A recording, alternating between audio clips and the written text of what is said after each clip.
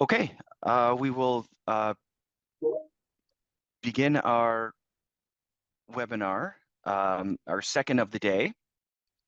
My name is Mike Giardini. I'm a communications officer at CNL.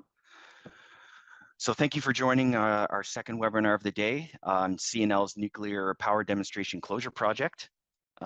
Today's topic is planning for site restoration.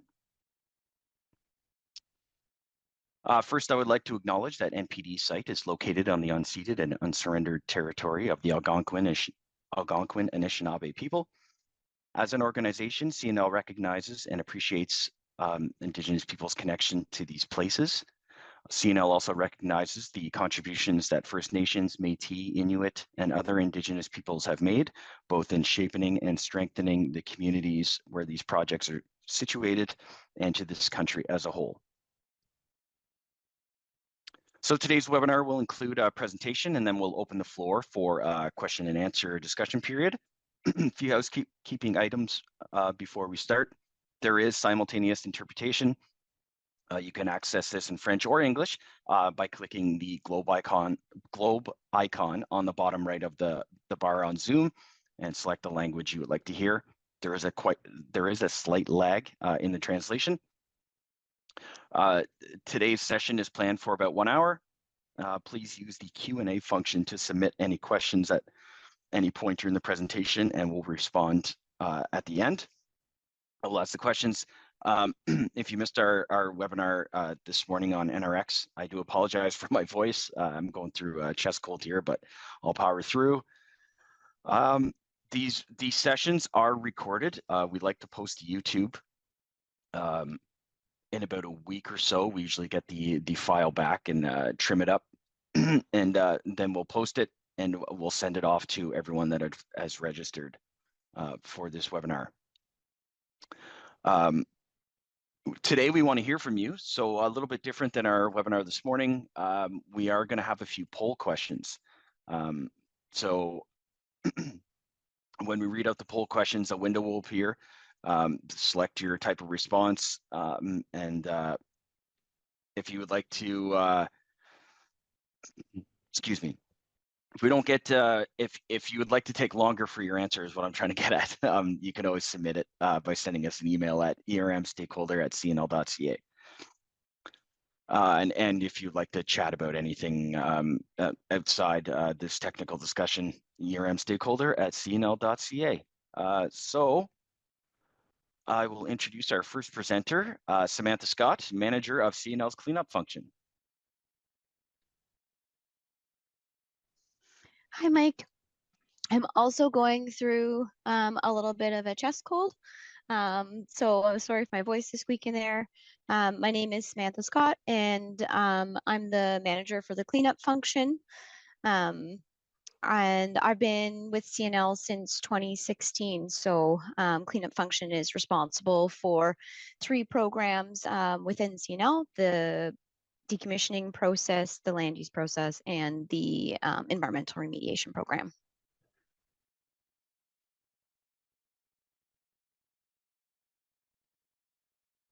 So for today's agenda here, we're going to talk a little bit about land use categories and end states. And then we're going to talk about restoration planning at the nuclear power demonstration site, and then the nuclear power demonstration site restoration.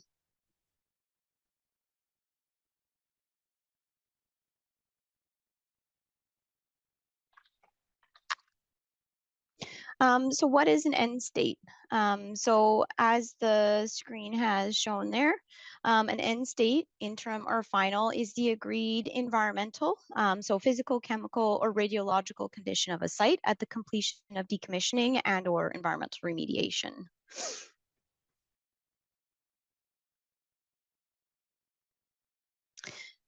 So when we are planning for end states, there are a number of key considerations that go into what an end state should be.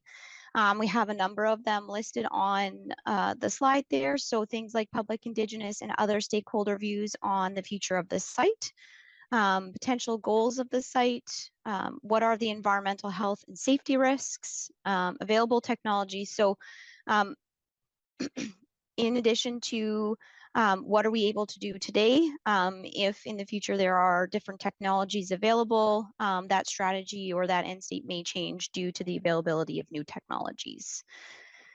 Cost, so how much is it going to take? Understanding when the future use is needed. So if the future use isn't going to be required for many years out, what will happen is we may let it sit or delay remediation right away to allow for other opportunities and technologies to become available to remediate more effectively. What are the business needs? So really, are we going to be reusing that land immediately? Is it not part of our total campus? What are the needs there for the business itself?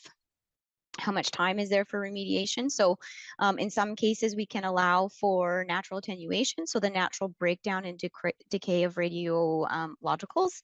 If there's going to be an institutional control, which is a period of time or physical barriers that may be put into place so folks can't access that area. And then very importantly, we also need to align with the integrated waste strategy. So are we able to reduce the amount of waste? Are we able to use that land in a different way? So really making use of our integrated waste strategy.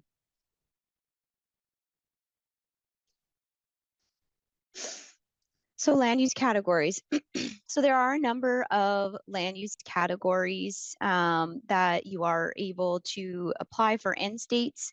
And this is just how the land is going to be used in the future. So we have a number on the screen there.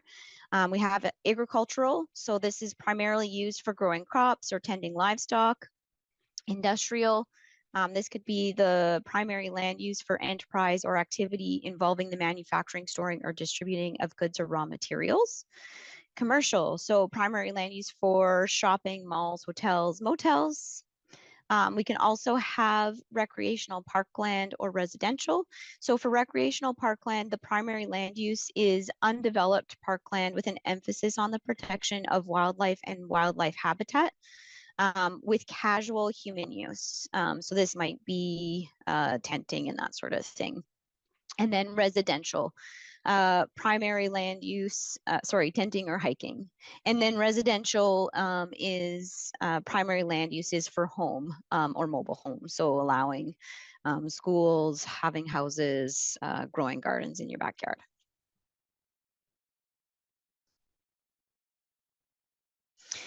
So I'm going to pass it on to Katie Shorter to start us off on the nuclear power demonstration closure project. Thanks very much, Sam. Sounds like everyone's got a bit of a scratchy throat this morning. I wanted to actually just highlight one additional land use category that is applicable to NPD, because what we want to do there is create an in situ disposal facility. And so that land use category is essentially a waste disposal site.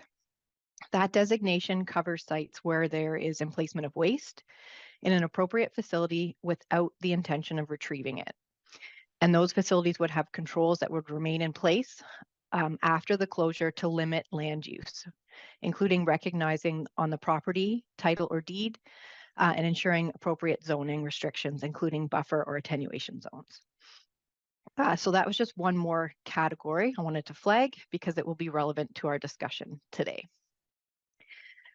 So now if we focus in on NPD, or the Nuclear Power Demonstration Site, as many of you will know, we've been working on this unique project to decommission Canada's first nuclear power reactor over the past few years. We started our environmental assessment with a project description back in 2016.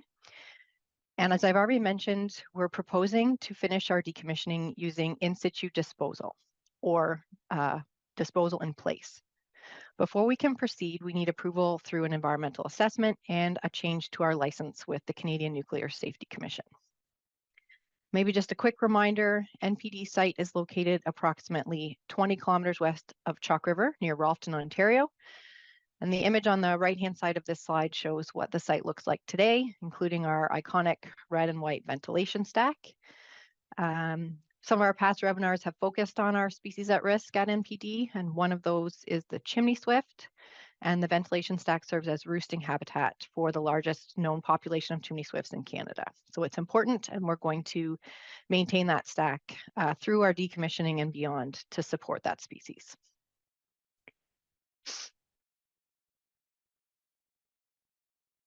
Can you back? Yeah, perfect. Thank you. So now I kind of want to give a bit of a summary of the history of NPD and the decommissioning work that we've already done. So construction of the NPD facility started in 1957, and it was in 1962 that we made history as the first Canadian power reactor producing carbon neutral energy.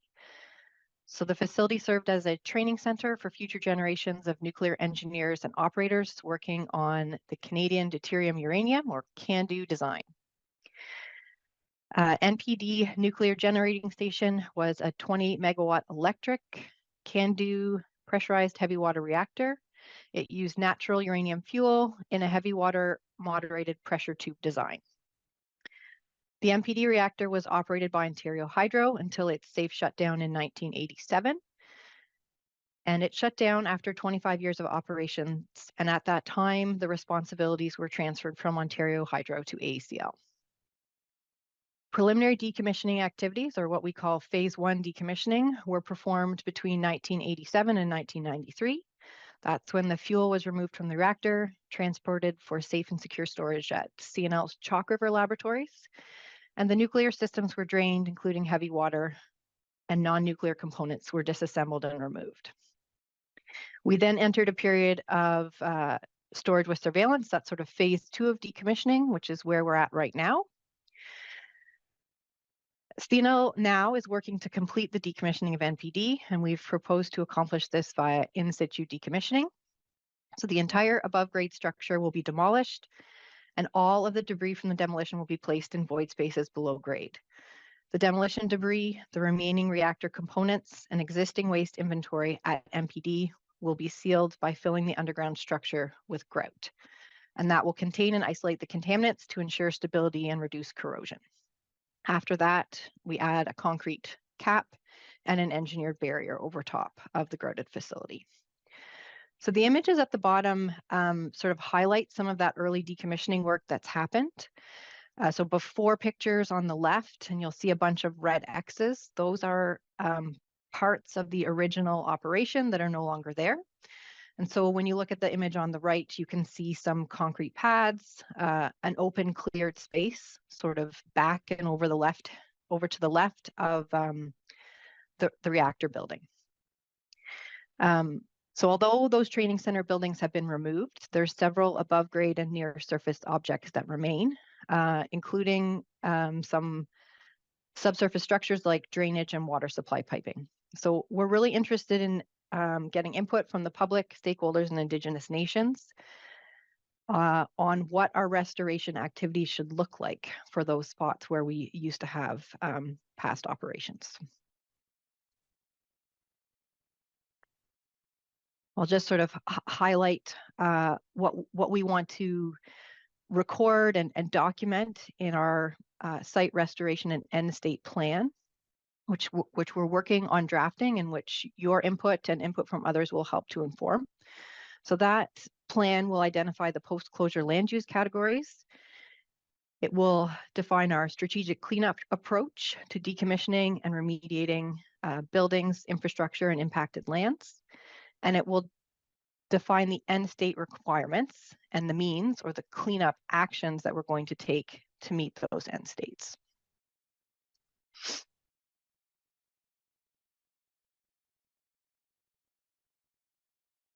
So maybe a little more focus on our site. So I wanted to highlight 3 main areas of the site that we can look at. So our licensed area, so that's indicated by the red circle in both images. That's the area that includes the NPD facility, the ventilation stack, and where we're going to have institutional controls in place after we complete the closure of the site. That area represents about 1% of the 380 hectares at the NPD site. The next area is the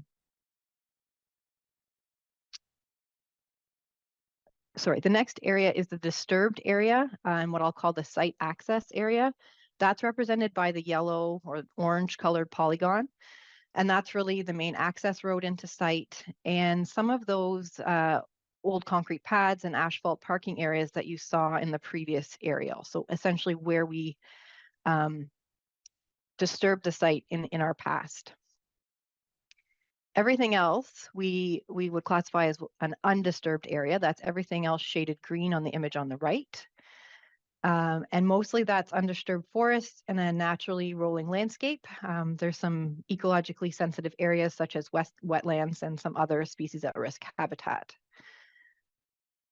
So when thinking about the site, there's a couple things that are very obvious. That area inside the red circle, based on the land use categories that Sam talked about and the one that I highlighted, what we want there for a land use category, what we're proposing is that's a disposal facility land use. That makes seems to make really good sense based on our plan. The other area that I would say is fairly obvious is that green undisturbed area. Really, that's an undisturbed forest, which matches quite well with the recreational parkland land use category. It's really that small area inside our yellow polygon there where we have activities in the past and we've disturbed the site. So that's really where we're going to focus our attention today.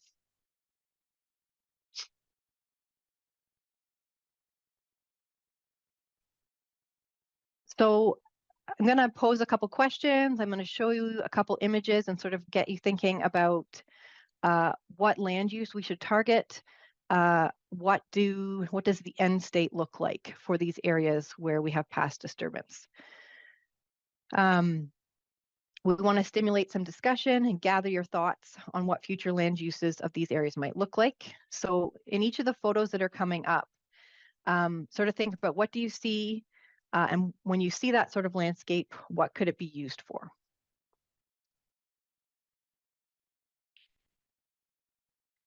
So we're looking kind of northwest here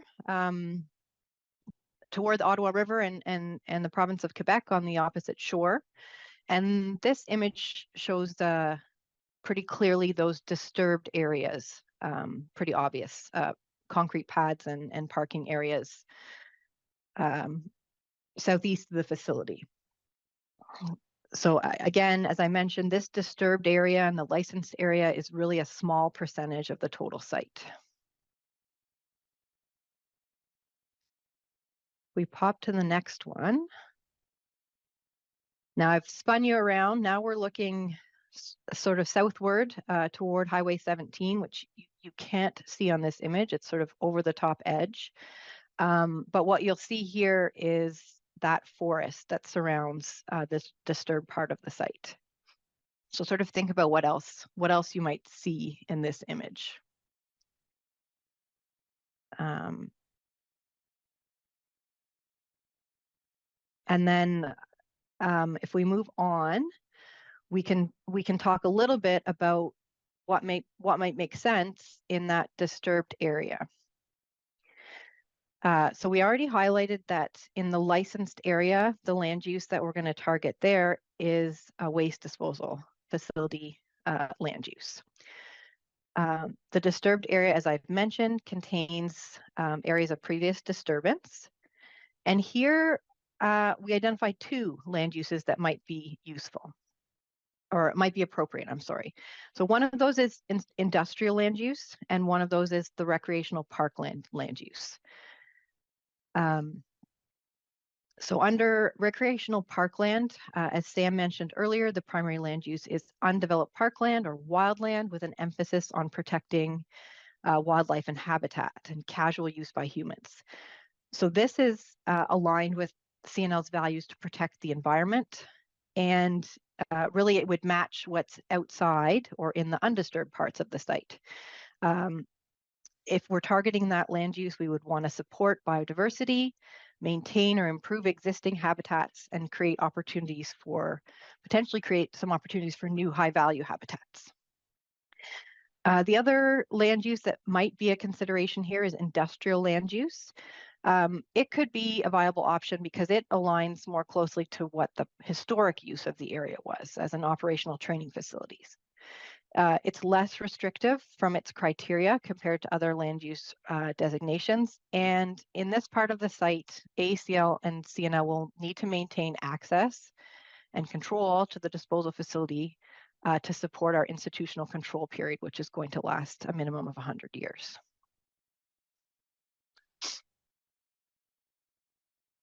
So here comes our first poll. So we talked about the proposed land use categories for that disturbed area. One I suggested was recreational parkland. One I suggested was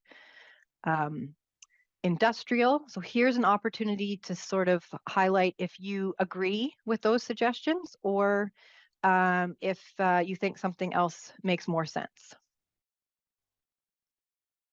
I see people voting already, which is great.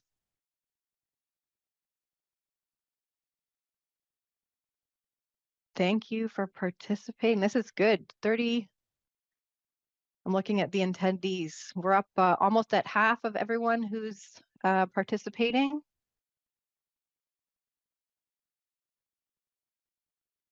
That's great. We're up over half. Thank you all for participating. We'll give you another 10 or 15 seconds to vote if you'd like, and then we'll keep moving.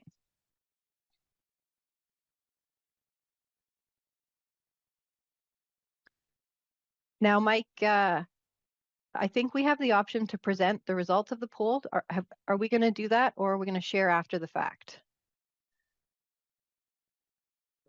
I can, or is it shared now? Someone might have pressed it instead of me. It's So I saying can stop. see the poll up there. Maybe someone could pop into the question and answer and confirm if you guys can see the poll. Oh, I see thumbs up. Great. Okay. Okay. Nothing to share. Sorry about that, guys. I couldn't remember how the information was being presented. All right, I think we'll close that and we'll move on.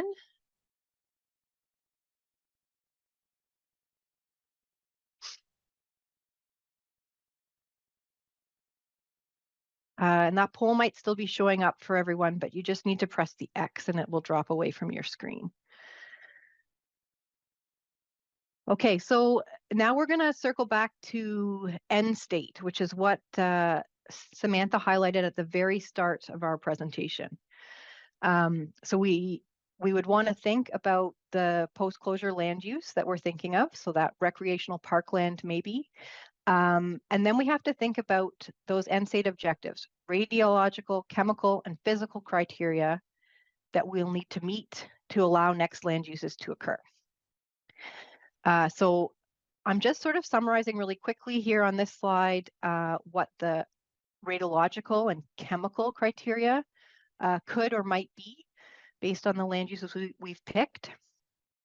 So for the disturbed area,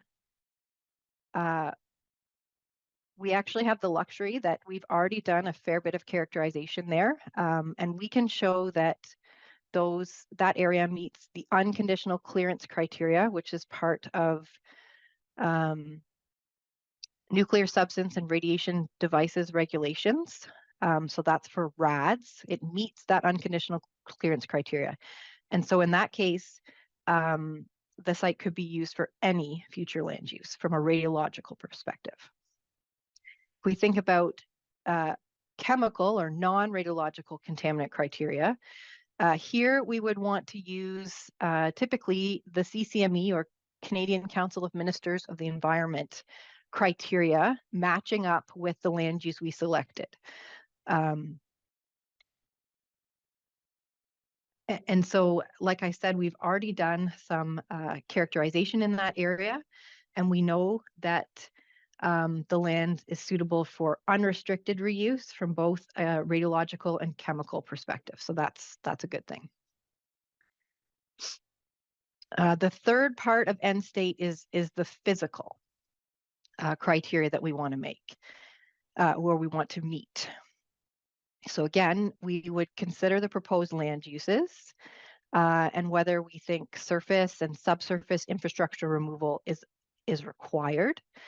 And so on this slide, I've highlighted a few physical criteria that we, or physical objectives that we want to have in place for NPD. And this is really not an exhaustive list.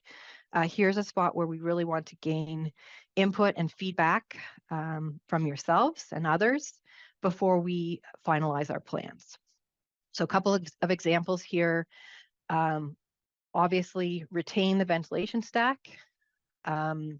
Make sure that any waste that will be managed in situ, so that's not in the disturbed area, that's down in our licensed area, that those are confined and safe. All radioactive waste, hazardous materials, and other contamination in excess of the established clearance levels, so that's the chemical and radiological concentrations, is removed from site, and we would do verification sampling to confirm that. And another physical and state objective could be that we want to support, maintain, or improve biodiversity or habitats that might be present. So I think we're coming up to our next poll. So here again, want you to keep thinking about those physical objectives. So thinking about the land use that you think might be appropriate in that disturbed area.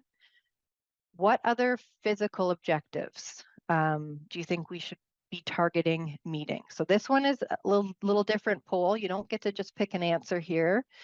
We've given you space to input a short answer.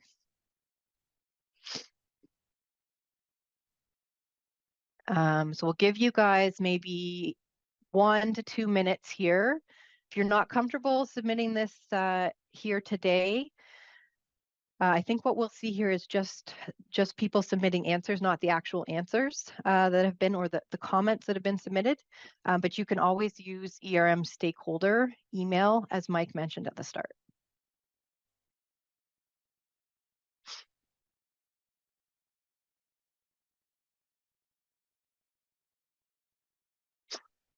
A few answers coming in. Thank you for sharing your thoughts.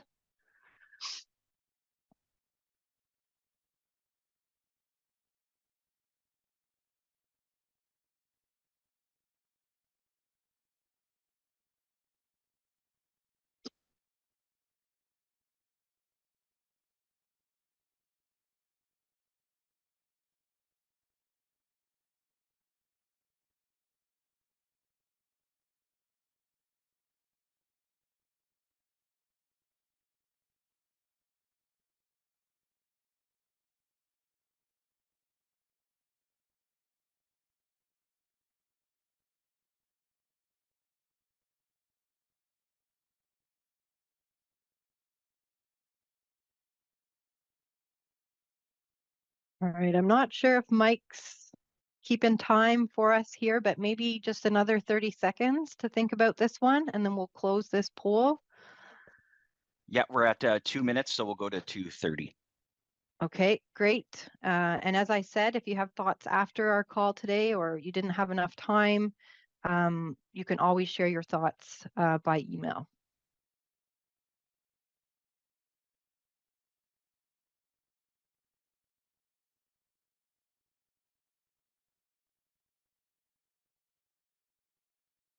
Okay, ending now. Thanks, Mike. And thanks to those of you who shared. Next slide, please. So we're going to turn things over to Luke Robitaille, who's joined the call. So up to this point, we've talked about land uses and end state objectives. But once we have those defined, we have to talk about the real restoration activities that we need to do to meet those end state objectives and achieve our target land uses. So Luke's going to share some relevant best practice work that happens in another sector, not nuclear, and then we're going to come back to NPD at the end. So over to you, Luke.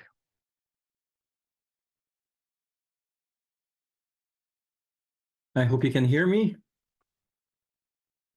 We can, Luke. Go Yep. ahead. Okay, good. So I guess you changed a little earlier than I expected. So I'll be talking about the site restoration here, and I'm going to be using an example from another sector. And the sector that I'll be talking about, which may surprise you as a leader of biodiversity, is the aggregate and the cement sector. So for years, this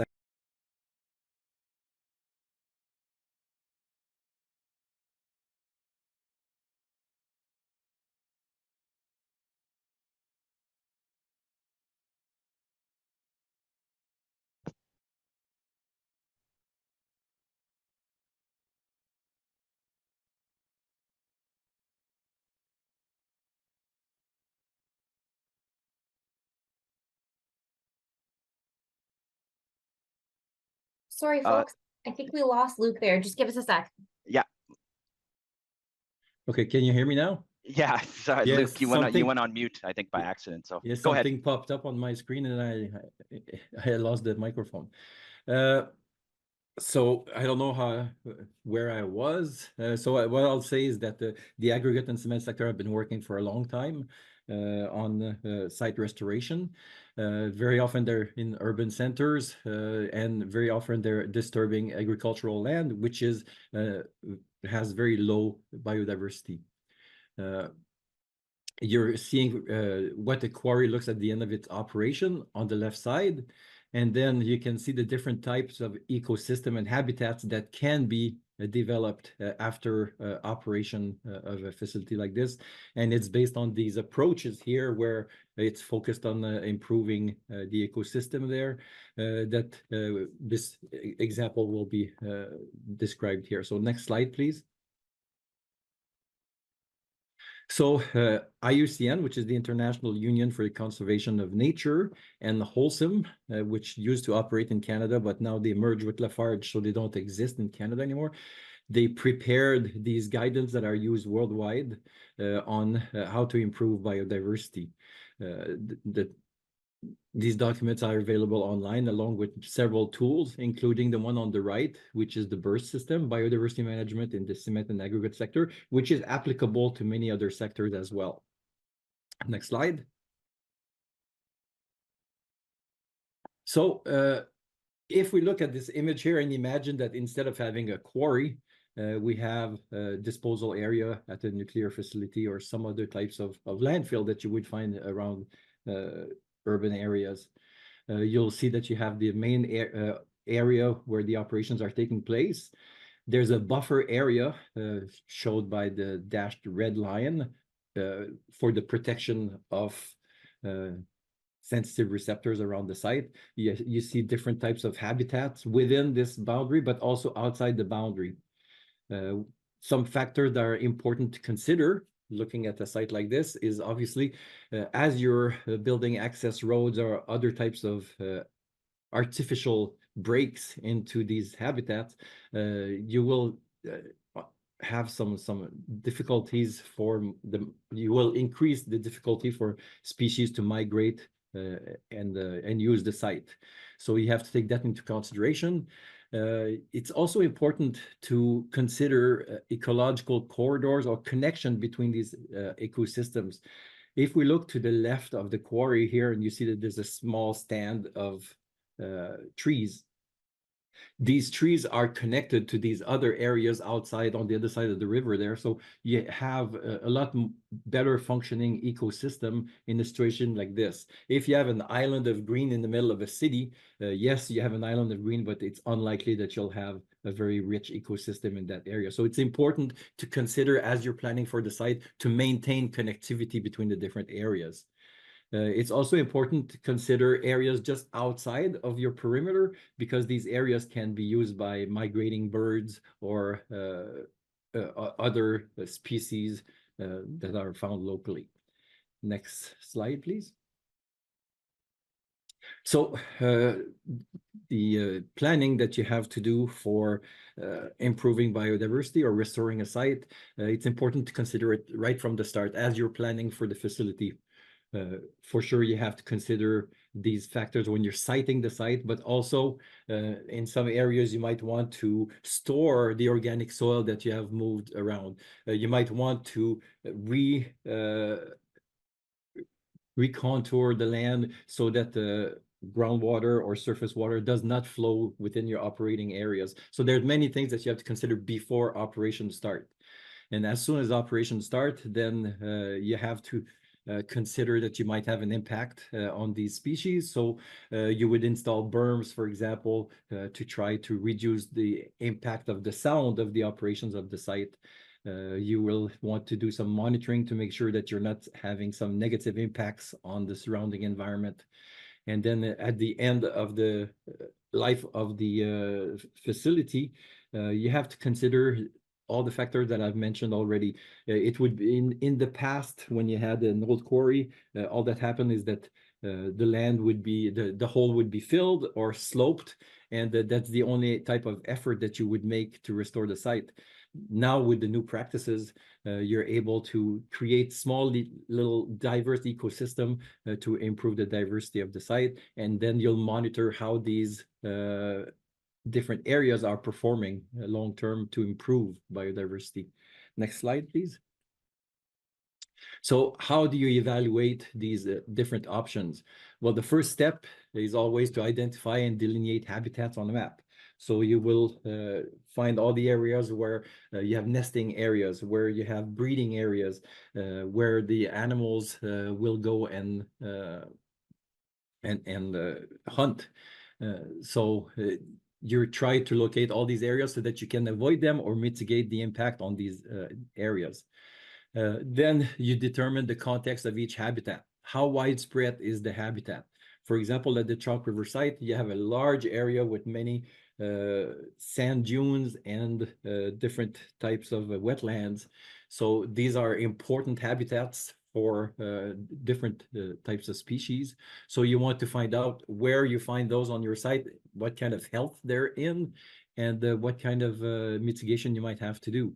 And what is the biodiversity value of the habitat? As I mentioned earlier, if you have an island of green in the middle of a city like Ottawa, obviously the impact of this habitat might be good for quality of life for humans around there, but it's not a wonderful habitat for bringing new species to the area. What is the degree of threat to this habitat? If your operations keep moving closer and closer to these different habitats, you will have an impact. So you have to assess the potential threat to this habitat. And what is the ecological importance of this habitat in the surrounding landscape? For example, if you know that your site is located in an area where birds migrate every spring and fall, you want to be able to make sure that you protect these areas as these areas will be used temporarily, but on a regular basis. So the third step is assessing the condition of each habitat so that you can determine your strategy for site biodiversity and site restoration. So one of this tool that we see on the next slide is that BRS document that we were looking at. Next slide, please. Is that BRS document that we were looking at the beginning of the presentation. They have developed some very visual tools to help you assess the health of your ecosystem. The example that I have here is around the quality of the forest in the area. So it's obviously much better as an ecosystem if you have greater variety already in the forest canopy. So if you have a site where it's a brand new plantation after operations and you have trees of the same size, same species, it's obviously not an ideal ecosystem compared to the image on the fourth column here, where you have trees of different sizes, different ages, and a much better diversity of species. Same thing on the other lines. If most of the tree trunks are about the same size, so the same age, you will have a lot less variety than if you have more variety in the size of the different trees. And then same thing for species. If your site is completely covered with non-native species, it's much more difficult to end up with a positive impact on the local biodiversity. It's much better if you have, once again, in the fourth column, only native trees, different sizes, different heights. And there's tools like this for many other parameters that you would use to assess biodiversity, like the health of the trees. Is there leaf litter? Is there some dead wood? Is the area being eroded? And as we've mentioned, is there any invasive species at the site? Is the site being disturbed either by natural processes or by human activity? And is the air also impacted by waste and pollution? So most of these tools are very visual. The first version of this document used photography, but these schematics are a little bit easier to understand, so people can go in the field and assess the quality of the ecosystem and the quality of their restoration. Okay, next slide. So Canada has also developed some tools that can help in this area. So you have one on invasive species, and you have one on ecological restoration. So BERS is the example that I was using, but you have other tools adapted to the Canadian context that are also available. Next slide. So what are the factors that are affecting the value of the restoration at the end of your operations? Well, obviously, we're trying always to reduce the footprint of our operations. So areas that we can return to land, to nature, is something that is very valuable. So that's always what we're striving to do. And we're trying to limit the impact of our operations. So new facilities required for operating the site, for example, predominantly will be directed towards old brownfields that have been restored, rather than to virgin forest where we would have to remove trees. So we're always striving for that. You can improve existing habitats. For example, if there's a lot of low brush that would increase the risk for forest fire, for example, you might want to go and clear some of the areas between where you would have enough fuel to increase the risks of fires. You can create new high-value habitats, like we saw on the pictures at the beginning of the presentation, where you had these quarries that have been restored in different types of beaches and slopes and lakes. So you can try to recreate different habitats. The tradition in site restoration for years and years is you had an open area, you plant trees, and most of the time you would plant one or two species. It's a lot better to try to purposefully create some diversity by creating some missing areas. Like one of the area that is rarely developed as far as restoration is some grasslands, although a lot of bird species rely on this type of habitat. Habitats can become more unique. So as you're developing, you might be reducing the size of certain habitats, and you will have at some point the area will be too small to support these species. You may also have changes in listing of at-risk species. So some either they're delisted or they're added to the list, where you might have to change your operations, and you might have to change your restoration plans. And it's also important to recognize cultural values and indigenous practices. These communities have been living in harmony with the environment for thousands of years. There's a lot of knowledge that they have, so it's important to talk to indigenous community and get their feedback, and when you're developing your restoration plans, and consider these learnings that have been passed down from generation to generation. It's also important to look at the negative factors that will affect the ecological value, like expansion of operations to greenfield areas. As I mentioned, we're trying to limit that. Deterioration of habitats, either through erosion, health, fires, and disease. And the loss of connectivity, as I mentioned earlier. If you're building some roads in some sensitive areas, you might be limiting the availability of these corridors for species to travel and get to their breeding grounds or feeding grounds. And disturbance sensitive habitat also. So next slide. So where does this come into play in our restoration process? Oops, there's a slide missing. It's pretty much in the planning stage and also in the operation phase that you will be considering these type of activities. Okay, I think that's it for me. Thanks, Luke. So sort of hearing what Luke had to say about ideas for what we do to actually restore the site, we're going to shift our focus back to NPD and that disturbed area around the license part of the site, and think about what types of restoration activities are needed to help us achieve a state where we can use the land for something else in the future.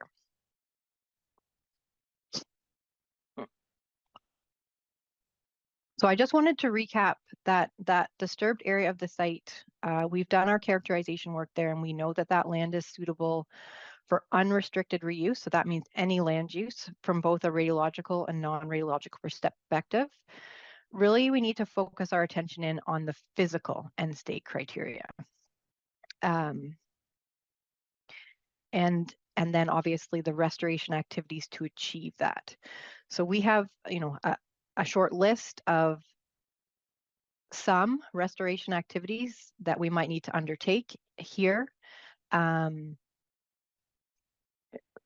in excavated areas, grading where it's necessary, taking away any remaining surface obstructions, revegetation. That's left as a very generic point, but that really comes to some of the discussion that Luke covered on being smart and enhancing ecological value through the types of species that we plant and encouraging different habitats. And that really goes to sort of improving our natural areas and aligning with CNL's values to maintain and improve ecological health. As I mentioned, this is not an exhaustive list. We want input here from yourselves, from other stakeholders, from our local Indigenous nations, communities, and organizations, both on what they would like to see for the future of these lands and what does that look like when it comes to restoration activities. So we're gonna open things up for questions now or soon. But before we jump to that and everybody thinks about jumping off, we do have one more poll that we're going to have at the close of today's presentation. And that's to get some additional feedback and really hear about how you want to be involved or engaged on our restoration plans as we keep moving on them. So for now, let's do any questions you have about our preliminary restoration plans or ideas that we've presented today, or any more general questions you might have about CNL's land use program. I see a few coming in. I know Mike will.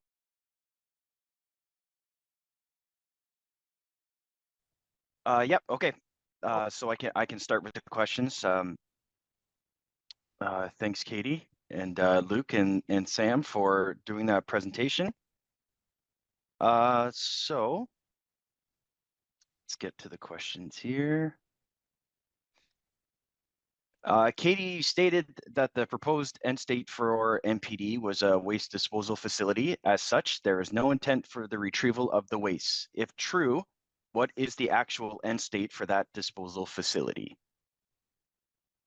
I just want to check in and make sure everyone can still hear me. I had a headset issue. Yep, I can hear you. Great, thanks, Mike.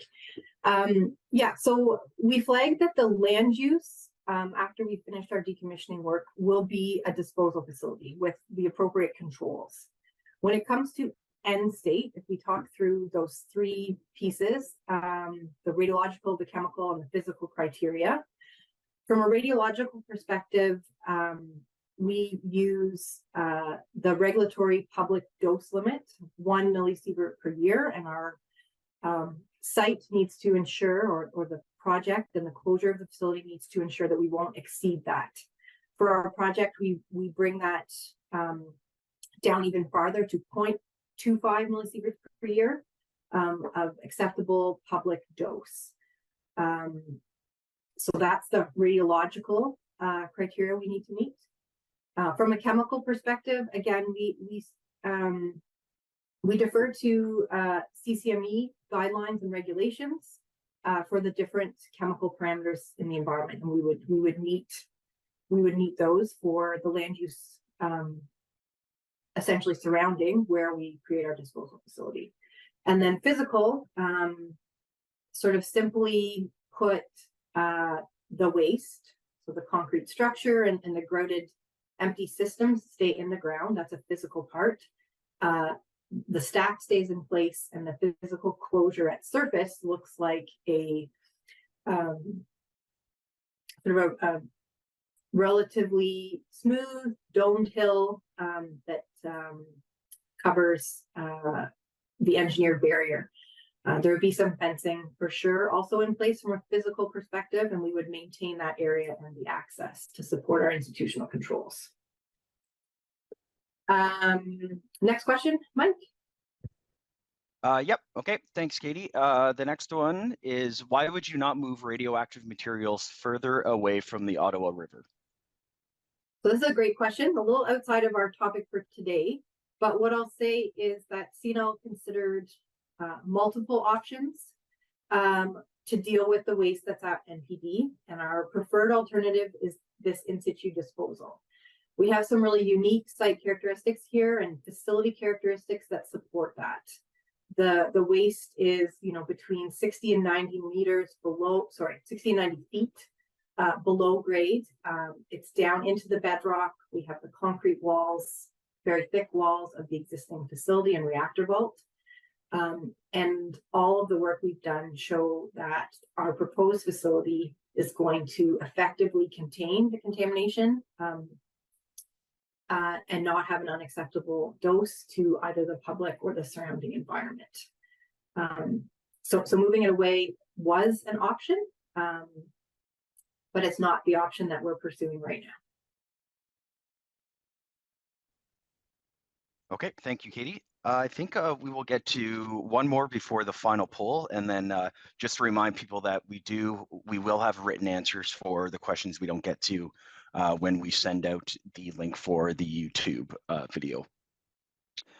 The first poll question did not include unrestricted land use. I find that is a significant oversight.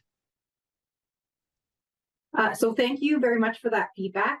What I'll say there is I believe the last answer or the last option in the first poll was another land use other than parkland or industrial, which is the two that we put forward.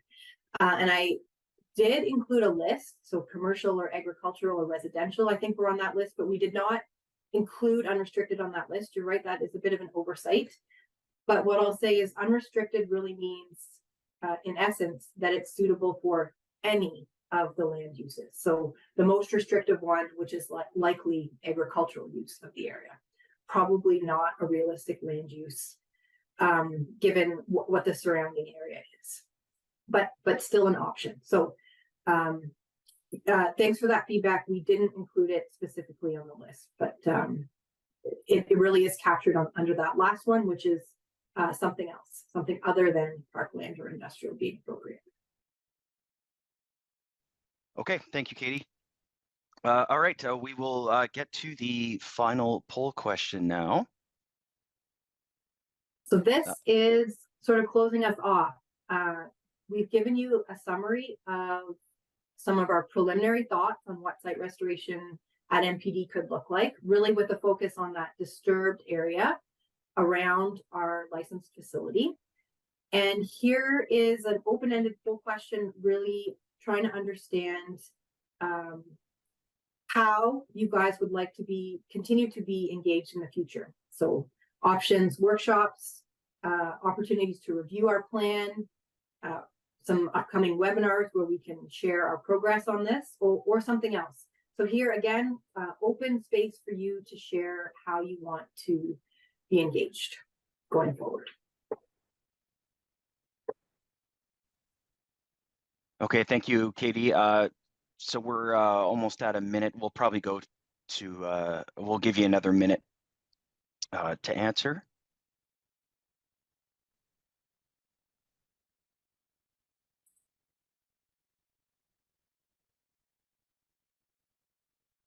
I guess, and while there's some silence, I guess I'll go through my notes to finish up. So just want to say again that we send out links to these recordings once they're posted on our YouTube page. Feel free to distribute them to any of those who have missed today or might be interested. And you can always reach out to us at ermstakeholder@cnl.ca. I'm happy to chat about anything we went over here today. And before we go, thank Luke, Samantha, and Katie for doing the presentation, and all our comms team in the background helping out.